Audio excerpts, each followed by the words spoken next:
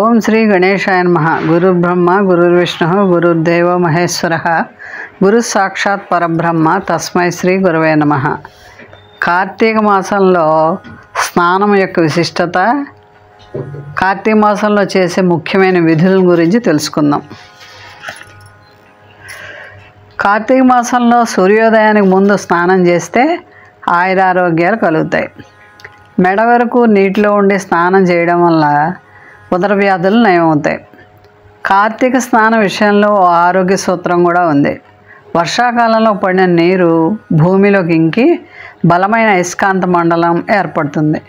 వర్షాకాలం తర్వాత వచ్చే కార్తీక మాసంలో ప్రవహించే నదుల్లో అయస్కాంత శక్తి అపారంగా ఉంటుంది.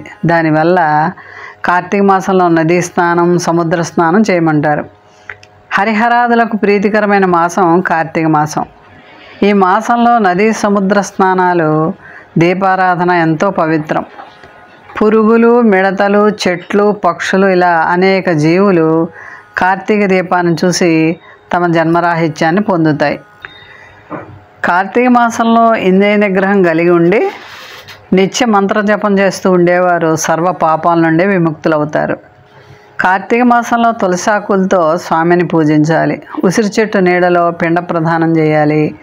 ఉసిరి తినడంతో పాటు మాలను ధరిస్తే ప్రశస్తం. విష్ణుమూర్తికి ప్రీతికరం. కార్తీక మాసంలో స్తంభం పాతి దానికి ఒక పాత్రను వేలాడదీసి అందు ఎనిమిది దిక్కులకు కనిపించేట్లుగా దీపం పెట్టాలి. ఇలా చేయడం వల్ల సమస్త దేవతలకి వందనం చేసిన ఫలితం కూడా వస్తుంది. కార్తీక స్నానంలో నదీ స్నాన మహిమ ఏమిటో తెలుసుకుందాం. ఈ భూమిపై నివసించే ప్రజల్ని తరింపచేయటానికి మహాశివుడు నదుల్ని అక్కడక్కడ తన క్షేత్రాలను సృష్టించాడు. కొన్ని క్షేత్రాలు స్వయంభువాలు, మరికొన్ని క్షేత్రాలు ఋష్యనుష్ఠితాలు, ఇంకొన్ని దేవతా వందితాలు. నదీ సముద్ర తీరాల్లో అనేక క్షేత్రాలు ఉన్నాయి. గంగా తీరాన కాశీ మొదలైన క్షేత్రాలు విరాజిల్లుతున్నాయి. నర్మదా నదిలో స్నానం చేసి దానాలు ఇస్తే విష్ణులోకం సిద్ధిస్తుంది. సోణ భద్రా నదిలో స్నానం చేసి అక్కడే ఉండి ఒకరోజు ఉపవాసం ఉంటే వారికి వినాయక పదం లభిస్తుంది. అన్నిటికంటే పుణ్యప్రదమైంది గోదావరి. ఆ నదీ స్మరణ చాలు అన్ని పాపాలు తొలగిపోతాయి. కాశీక్షేత్రం వల్ల గంగకు పేరొచ్చింది. గోదావరి నది వల్ల ఇక్కడ క్షేత్రాలకు పేరొచ్చింది. ఒక గోదావరి స్నానం 100 సంధ్యావందనాల పెట్టు. 100 గోదావరి స్నానాలు యోగాభ్యాసానికి తొలిమెట్టు. నిత్య గౌతమి స్నానం కానీ, పర్వదినాల్లో గౌతమి స్నానం కానీ ఇచ్చే పుణ్యం అంతా ఇంత కాదు. బృహస్పతి సింహరాశిలో ఉన్నప్పుడు గోదావరికి పుష్కరాలు వస్తాయి. అప్పుడు స్నానం చేసిన వారికి శివలోకం తప్పదని శివుడు చెప్పాడు. ఎవరు శివభక్తుడో, ఎవరు శివలోకానికి పోవాలనుకుంటున్నారో ఆ శైవుడు గోదావరి స్నానం చేయాలి. శివలోకాన్ని ప్రసాదించే మహత్తు గోదావరికి ఉంది. ఇక కృష్ణానది విష్ణులోక ప్రాప్తిని ప్రసాదిస్తుంది. తుంగభద్రను ఆరాధించిన వాళ్ళు బ్రహ్మలోకానికి వెళ్తారు. ఎవరైతే ఏ పుణ్యం వలనో బ్రహ్మలోకం చేరి అక్కడ తిరిగి భూమిపై పుట్టవలసి వస్తే వారంతా ఖచ్చితంగా సువర్ణముఖి నది తీరాన్నే జన్మిస్తారని మన పెద్దలు చెప్తారు. కనుక అటువంటి దివ్యనది తీర్థక్షేత్రాలు ముముక్షువులను సదా నివాసయోగ్యాలు. కార్తీక పౌర్ణమి నాడు కృత్తికా నక్షత్రం ఉంటే అదే కృత్తికా యోగం. ఆనాటి పుణ్యం అంతా ఇంత కాదు, మహాపుణ్య దినం. ఆనాడు కుమారస్వామి దర్శనం అనంత ఫలప్రదం.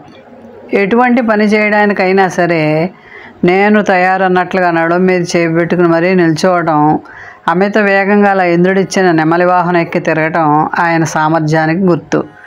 శ్రీ మహావిష్ణువు మహర్షిగా భూలోకంలో అవతరించాడు. ఆయన కుమార్తె చాలా సన్నగా ఉండేది. అందుకే ఆమెకు వల్లి అనే పేరు. ఆమెను వివాహమాడి మహావిష్ణువుకు అల్లుడైన కుమారస్వామి గంభీరమైన మంచి స్వరంతో కృత్తికా యోగంలో అర్చించిన భక్తులకు అనుగ్రహం ప్రసాదిస్తాడు. కోరికలన్నింటినీ కూడా తీరుస్తాడు. కార్తీక మాసంలో ప్రతి మానవుడు తప్పనిసరిగా ఈ విధులను ఆచరించాలి. మొట్టమొదటిది స్నాన విధి.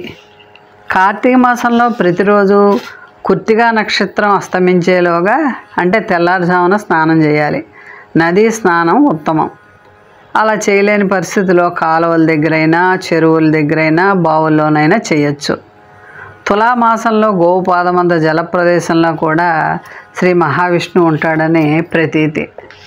కాబట్టి మనం కార్తీక మాసంలో స్నానం చేసి సూర్యభగవానుడికి అర్ఘ్యం ఇవ్వడంతో పాటు ఇష్టదేవతల్ని పూజించాలి. తరువాత దీప విధి. కార్తీకంలో దీపాలు వెలిగించడం, దీపదానం చేయడం వంటివి చేయాలి.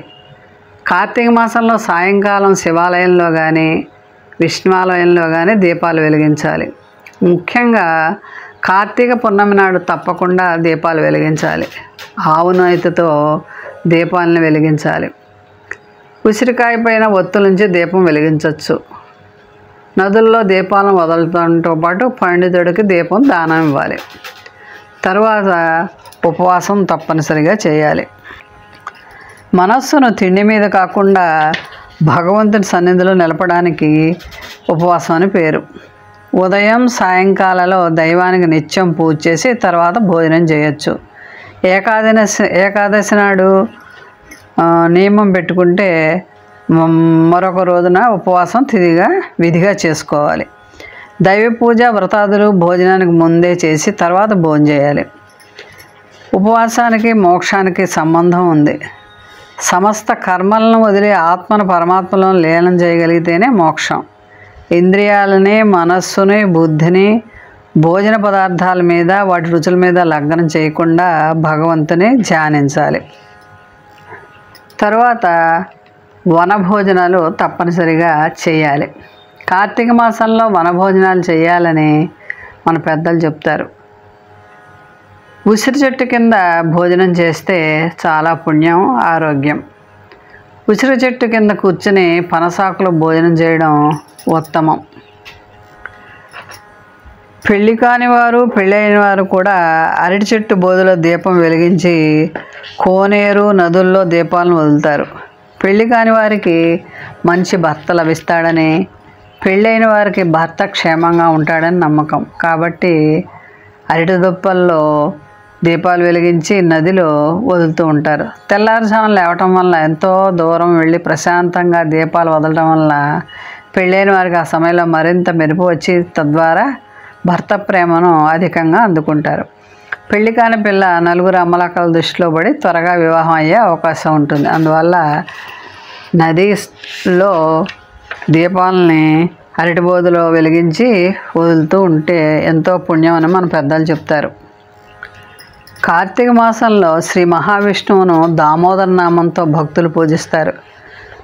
కార్తీక మాసం మొట్టమొదటి రోజు తెల్లారుజామున లేచి నదీ స్నానం చేస్తూ సంకల్పం చెప్పుకొని కార్తీక దామోదర, కుర్తిగా దామోదర అని నమస్కరించి వినాయకుడిని స్మరించి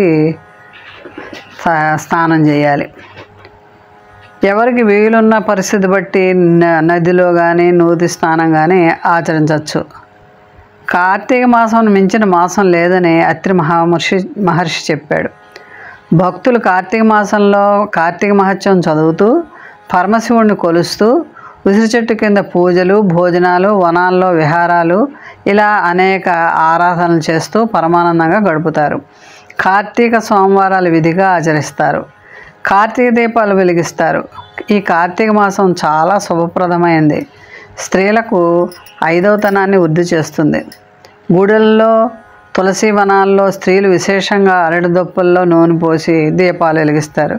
ఉసిరికాయపై ఒత్తిని పెట్టి వెలిగించి విష్ణు దీవెనలు పొందుతారు. ఈ మాసంలో శివుడికి అనేక అభిషేకాలు చేస్తారు. ఇలా కార్తీక మాసంలో స్నానాలు చేసి దీపదానాలు చేసుకుని ఉపవాసం ఉండి ఆ శివకేశవుల్ని పూజించి తరించాలి. మోహనవాణి ఛానల్ వారికి ధన్యవాదాలు. వినండి, వినిపించండి, వింటూనే ఉండండి. మోహనవాణి తెలుగు పోడ్కాస్ట్ వింటున్న శ్రోతలందరికీ హృదయపూర్వక ధన్యవాదాలు. వినండి, వినిపించండి, వింటూనే ఉండండి. మోహనవాణి తెలుగు పోడ్కాస్ట్ మీరు వింటున్నారు. మోహనవాణి. మన మోహనవాణి కార్యక్రమాలు మీకు నచ్చినట్లయితే వెంటనే ఒక లైక్ చేయండి, అలాగే కామెంట్ చేయండి, ఎక్కువ మందికి షేర్ చేయండి. సబ్స్క్రైబ్ చేసుకోకపోతే వెంటనే మన ఛానల్కి ఇప్పుడే సబ్స్క్రైబ్ చేసుకోండి. ధన్యవాదాలు.